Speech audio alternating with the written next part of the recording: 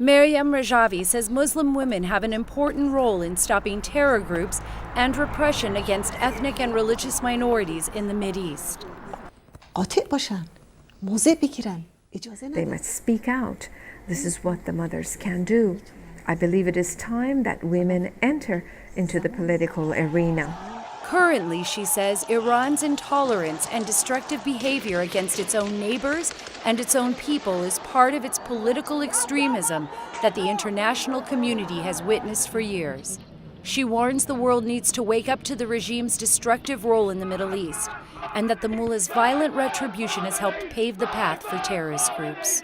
This silence and this appeasement also paved the way for its fundamentalism, terrorism, and extremism. Rajavi knows firsthand the brutality of hardline regimes.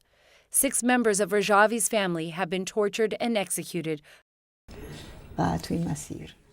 Another of my sisters, my little sister, was arrested. She was tortured extensively, torn limb from limb under torture until she was finally executed. And she says more than 120,000 members of her political organization, the National Council of Resistance to Iran, have been executed.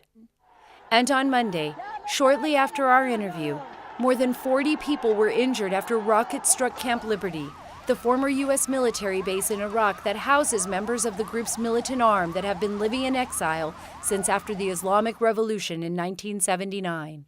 Rajavi says that the international community should have zero tolerance to Iran's oppressive regime. So, if we want to fight against this phenomenon, we must dry up the swamp so the mosquitoes die.